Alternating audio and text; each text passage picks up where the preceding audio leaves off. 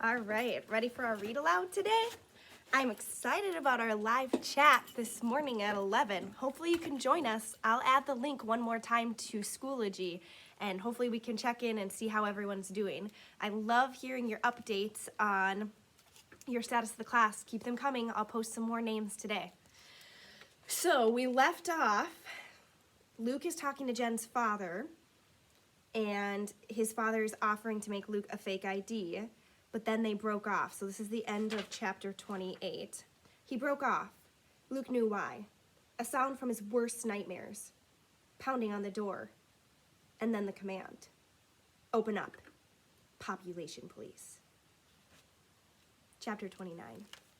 Before Luke had a chance to move, Jen's dad had picked him up and thrust him into the closet. There's a secret door at the back, he hissed. Use it. Luke groped blindly, fighting through what felt like piles of hair. Behind him, he could hear Jen's dad yelling, I'm coming. That's a $12,000 door. If you break it down, you're gonna pay. Then Luke heard the computer making its beep, beep, beep, beep, beep, beep, and Jen's dad muttering, fine, time for them to discover efficiency. Come on, connect. The pounding at the door grew louder, and a gruff voice yelled out, You have 3 seconds, George. Luke dug deeper into the closet. He couldn't even find the back wall, let alone any secret door. And then he heard a splintering sound from the front of the house. Seconds later, there were stomping steps in the computer room. What is the meaning of this? It was Jen's dad's voice coming from the hall, full of outrage. If he hadn't witnessed it himself, Luke never would have guessed that Jen's dad had been crying only moments before. He sounded too forceful, too assured, too confident that he was right, and anyone who opposed him was wrong. The stomping stopped. From deep inside the closet, Luke heard someone snicker. Caught you with your pants down, eh, George? Yes, very funny, Jen's father replied, not sounding the least bit amused. There was a sound that could have been a zipper being zipped. Has it come to this? A man can't even go to the bathroom without his door being broken down by a bunch of morons with power complexes? And you will pay for that door, I assure you. If Luke had been one of the population police, Jen's dad would have scared him to pieces. Luke would have backed out muttering, I'm sorry. He never would have believed that Jen's dad was hiding a third child. Hopefully, Luke paused in his burrowing into the Talbots' closet. But the voice that answered Jen's father carried only the slightest edge of doubt. Come off it, George. You know we're entitled to search and seizure. We have reports of that computer being used for illegal purposes just half an hour ago. You're even bigger fools than I thought, Jen's dad answered. Don't any of you read your memos? I reported to Central Command this morning that I was going to continue my sting operation in the illegal chat rooms. See, I wrote, where's Jen, ? And hello, ? Is anyone there, ? Which is what some lost, confused third child who missed the rally might write. Are you so low-ranking that you don't understand I would pretend to be the guerrilla leader, Jen, all along? Did you miss the commendation ceremony where I was rewarded for the disposal of 40 illegals? Luke wondered that Jen's dad could say her name without his voice giving him away. If Luke didn't know Jen, hadn't known her, he corrected himself with a wince. And if he didn't know how much she'd trusted her father, he would have been certain that Jen's father had double-crossed her. As it was, his head swam with the fear that Jen's father might still betray him. How could he trust anyone who spoke so coldly of the disposal of third children? Luke struggled on through the closet, reaching a stack of blankets at the back. Finally, he touched the wall, but everything he felt was smooth. Jen's father said there was a door. There had to be a door. The voices from outside the closet were muffled now. See the memo? I'm sure it's on your desk back at the office with all the other paperwork you never read. Jen's dad raised his voice so Luke could hear him clearly. Or can you even read? The population police officer ignored the insult. Show us on the computer. Very well. Luke prayed that Jen's dad had something to show them. He could not find the door, though he ran his fingers along the wall again and again. His heart was beating so loudly that he was sure the population police could hear him. All he could hear of the population police and Jen's father were mutterings, and then the officer's voice rang out, You're lying, George. We're gonna search. Just because of a computer malfunction? Fine. It's not my problem. Luke was stunned by the indifference in Jen's father's voice. But when you don't find anything, and you won't, you know that I'm entitled to illegal search and seizure benefits granted to barons, and I will press charges. Should I use the extra money on caviar or champagne? Ah, George, you wouldn't really. Sue, you don't think so? Then go ahead. Start here. Suddenly, the closet was flooded with light. Luke stifled a gasp. How could Jen's father have flung open the door of the very place that Luke was hiding? Desperately, Luke yanked a blanket over his head. None of the population police answered Jen's father, but the pattern of shadows that fell on Luke's blanket made him think that the population police were standing right in the doorway of the closet. He heard hangers scraping against the metal bars, and then the population police walked away.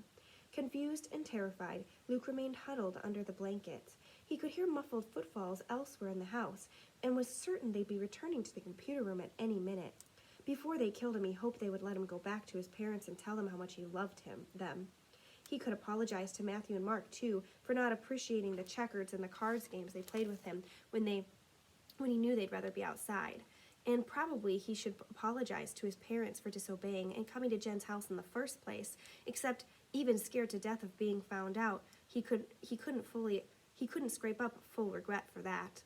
Anyhow, it wasn't likely that they'd let him see his parents before they killed him. He'd have to protect his parents and refuse to even reveal who they were. Luke's mind was still racing with frantic plans when he heard someone coming back to the computer room. There was only one set of footsteps, so he dared to hope. You could have swept your glass out. You could have swept up the glass on your way out. It was Jen's dad. Luke strained to hear an answer, but none came. Were the population police gone? Luke kept his head down and heard Jen's dad wading into the closet. Then he pulled the blanket off Luke and clamped his hand over Luke's mouth. Luke started to struggle until he read the words on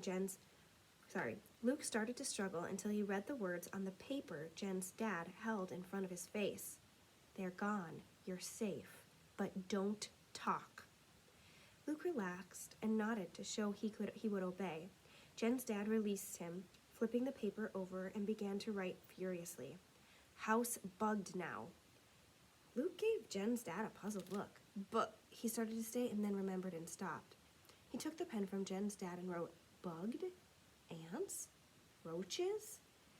Jen's dad shook his head frantically. Bugs equals little listening devices. Population police hear everything. That's why we can't talk. They do that when a bust is unsuccessful. Even left one bug on me. Jen's dad turned around and pointed, and Luke saw a small disc sticking to the back of his collar. Luke frowned and wrote on the paper, Why not take off? Jen's dad shook his head. Safer this way. Long as they think they can hear everything, they won't come back. Jen's dad pointed to the hairy lumps on the hangers behind him. Bride them with fur coats. Very rare, very valuable. Luke looked at the coats. There seemed to be a lot fewer of them now. Were they animal skins? Why would anyone want such a thing? He couldn't ask, though, because Jen's dad was already scribbling more. Just bought time. My goose probably cooked now. I didn't file that memo. They'll find out. Luke reached for the pen. What will they do to you? Jen's dad shook his head. Don't know, he wrote. I survived this kind of thing before, but everything's chancy now. The fact that they got here so fast equals they have it in for me. Weakly, Luke leaned his head back against the closet wall. That reminded him of his frantic searching along its surface. He reached for the paper and wrote, Where's the door? Jen's dad pulled out a new sheet of paper. Shaking his head, he wrote, Isn't one. I just wanted you to get back to the back of the closet. Luke buried his face in his hands. Jen's dad was a good liar. There was no doubt about it. How could Luke trust him? Luke raised his head and watched as Jen's dad scribbled something else on the paper. His expression was full of concern, and Luke knew, somehow, that he was trustworthy. He easily could have turned Luke in and gotten praise in another commendation ceremony. But how confusing to never know when someone was lying. Jen's dad turned the paper to face Luke. It said, So, want a fake ID or not? Luke gulped. After a minute, he wrote back, Am I safe if I don't? Jen's dad seemed to be weighing the question. He narrowed his eyes and wrote, "Probably. They're after me now, not you. If they really thought there was an illegal here, they wouldn't take a bribe, or would take it, and you, too. But I'd advise, get ID." Luke wrote back, "Can't I wait? Think about it for a while?" That was what Luke wanted. Or not even to think, but to hide from thinking for a while. He wanted to remember Jen and grieve for her by himself. He didn't want to have to think about what parts of the population law were good and what parts were bad, and why his family didn't have more money. He didn't want to have to figure out Jen's dad and other people like him who could pretend to be so many different things. He didn't want to have to decide something now that could change the rest of his life. But Jen's dad had written back, "I don't know. Maybe case of now or never." Luke scrawled, "Why?" Jen's dad wrote for a long time, and then he turned the paper to Luke. It said, "I have power now. Tomorrow, probably. Next week? Question mark. Next year? Question mark. Can't tell with our government favored lackey one day, persona not grata the next. Never know. No guarantees." Luke stared at the paper until the words blurred together. He had to decide. Now. He thought about reading and daydreaming in the attic the rest of his life. His parents were kind to him, even if they weren't around much. And as much as Matthew and Mark had always teased him, he was pretty sure they would take care of him if his parents couldn't someday. His life was very limited. He understood that now more than ever. But he was used to it. It was safe. He could make himself happy, except... Luke remembered how bored he'd felt before meeting Jen, how desperate he'd been to do something, anything, besides read and daydream. He'd been so desperate that he'd risk his life for the chance of meeting another third child. Did he want to spend the rest of his life feeling that desperate? Did he want to just waste it? But even if he got a fake ID, what would he do? The answer was there instantly, as if he'd known it all along, and his brain was just waiting for him to come looking. He could do something to help other third children come out of hiding. Not with another big dramatic rally like Jen had tried, or by finding fake IDs the way Jen's dad did. Maybe there was something smaller and slower he could do. Studying ways to grow more food so no one would go hungry, no matter how many kids people had. Or changing the government so that farmers were allowed to raise pigs or use hydroponics, and ordinary people, not just barons, could have better lives. Or figuring out ways for people to live in outer space so that they wouldn't be too crowded on Earth and chop down beautiful woods just for houses. He didn't know exactly how he could do those things, or even what the right thing to do was, but he wanted to do something. He remembered what he told Jen the last time he'd seen her. "It's people like you who change history. People like me, we just let things happen to us." And he believed it. That was how his family had always lived. But maybe that was wrong. Maybe he could succeed where Jen had failed precisely because he wasn't a baron, because he didn't have her sense that the world owed him everything. He could be more patient, more cautious, more practical. But he'd never be able to do anything staying in hiding. He bit his lip. His hands shook as he wrote his answer. "I want a fake ID, please." Chapter 30. You'll have to wait and see what happens tomorrow. I believe we have one chapter left. Okay, it's only 4 pages. I'll finish. Chapter 30. Lee Grant settled into the car that would take him away from the farm where he'd found refuge after running away from home. He'd gotten lost. He'd certainly never intended to end up here. He surveyed the dusty barnyard in front of him, the ugly ruts of dried mud where tractors and trucks had left their tracks. He stared at the ramshackle barn and the peeling paint on the weathered house, sights that should have been entirely foreign to him, but weren't. Luke gulped, unable to keep thinking in his new identity quite yet. It was too hard. It was too soon, too hard. When his shoulders still felt the warmth of Mother's last hug, he looked down at his hands, clenched together in his lap, and they already seemed like someone else's against the background of his crisp new trousers. No more ragged blue jeans and hand-me-down flannel shirts for him. He had a whole suitcase in the trunk full of the same kind of fancy Baron clothes he'd laughed at all of those months ago. He didn't care about the clothes, but he wished they'd let him keep his name at least. Yet Jen's father had been proud that he'd gotten to keep the same initials. So now he's Lee Grant instead of Luke. A rush job like this is a wonder you're not stuck with Alphonse Xerxes, he bragged in the letter he dropped off the night before, pretending he was just coming to ask Luke's parents to cut the back willow tree that draped over onto the Talbots' land. The real Lee Grant was a baron. He had died in a skiing accident just the night before. His parents wanted nothing to do with Luke. Too painful, Jen's father had explained, but they had agreed to donate their son's name and identity card the way people had once donated hearts and kidneys. Some secret group that helped third children had arranged it. The group also had agreed to pay for Luke to go to a private school as a boarder year-round. Supposedly, he was transferring in during the middle of a term as a punishment for running away. He'd read about such places in the old books in the attic. It seemed a strange way to live without family, but he was just as glad not to have to pretend to love another set of parents. Now Luke looked back at his family's porch, where Mother and Dad and Matthew and Mark were standing and already waving. Dad and Matthew looked gruff, and Mark merely looked serious, strange enough for him. But tears were streaming down Mother's face. She'd cried, too, the night Luke had told his parents everything.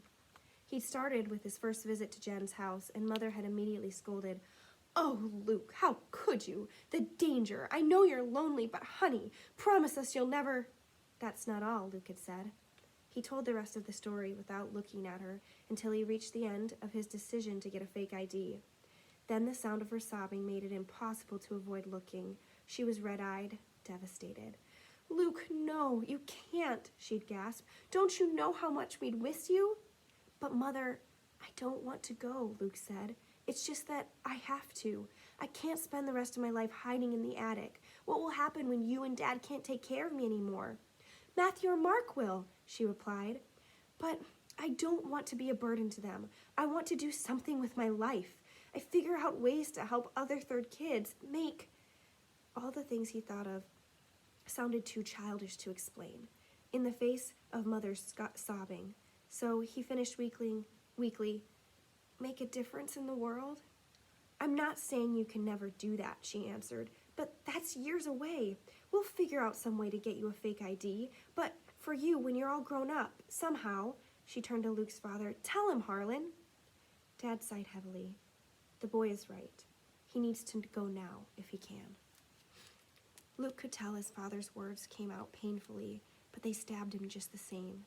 Maybe part of him had been secretly hoping his parents would forbid him to go, would lock him in the attic and keep him as their little boy forever. I've checked around some, quiet-like, to see if anyone's heard of a third child getting to live a normal life. Around here, they can't, Dad said. Far as I can tell, he's not going to get another chance. Luke turned back to his mother because it was too hard to look at Dad while he was saying that, but the pain twisting Mother's face was worse. "Then I guess we don't have a choice," she'd murmured. That had been 2 days ago, and ever since then, she'd called in sick to work and stayed home, spending every second with Luke. They'd played board games and cards, but she'd interrupted every move with, "Do you remember?" or, "I remember." The coups he'd made as a baby, his first steps, his delight in discovering dirt the spring he was 2, the first time he'd hoed a straight row, the zucchini he'd grown as long as his arm, the bedtime stories and tuck-ins.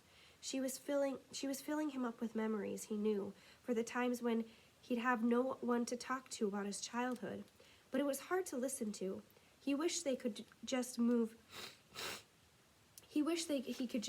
their Monopoly pieces and pretend that the time wasn't ticking away. But all too soon this morning had come. Jen's dad had pulled up in a fancy car and sprang out to shake hands with Luke's parents. "Mr. Gardner? Mrs. Gardner, thank you very much for reporting this boy's arrival immediately. From what I hear, the Grants were worried sick." He turned to Luke. "Young man, what you did was irresponsible and reckless. The only smart thing you did was remember to take your ID card. I guess you must have heard the population police shoot first and ask questions later." He clapped Luke on the back and slid his hand down to slip something into Luke's pocket. Luke reached down to touch the stiff edge of an ID card. his ID card. "Do we have to start pretending already?" Luke's mother whispered, the tears beginning in her eyes. Jen's dad was shaking his head sternly and patting his chest, as if looking for something in a hidden pocket. "Bugged," he mouthed. When Luke's parents nodded to show they understood, he stopped patting and pulled out an official-looking paper. "Ah, here they are, your travel papers. Your parents are sending you to Hendrix School for Boys, and if you don't shape up..." Jen's dad gave him a stern look that somehow also conveyed sympathy. Mother cleared her throat, "would it be all right if we gave him a goodbye hug? We've gotten kind of fond of him in the time he's been here." Jen's father nodded, and then both Luke's parents held him tight and released him. "Be a good boy now, you hear?" Mother said. Luke could tell she was trying to make it jokey, the way she might talk to some other mother's runaway son. But for the life of him, he couldn't come back with a joking response. He only nodded, blinking hard. And then he stumbled to the car and tried to be Lee. Jen's dad circled the car and slid into the driver's side. He started the car and pulled out. "You're just lucky you're getting such a highly paid chauffeur," he said. "If I weren't a personal friend of your father's cousin..." Luke wasn't sure if there was a hidden message in the words or if Jen's dad was just talking for the sake of the bug. He decided he couldn't analyze it yet. He peered back at his frantically waving family until they were out of sight. Soon, the car was passing the other side of the barn and the field beyond, views Luke had never seen, though he'd lived his entire life within 100 yards of them. In spite of the fear gnawing in his stomach and the anguish of missing his family already, he felt a thrill of excitement. There was so much to see. He'd have to tell Jen. The grief he'd been avoiding for days welled over him. "But I'm doing this for you too, Jen," he whispered, too softly for Jen's dad or the bug to hear over the car's hum. "Someday, when we're all free, all of the third children, I'll tell everyone about you. They'll erect statues of you and name holidays after you."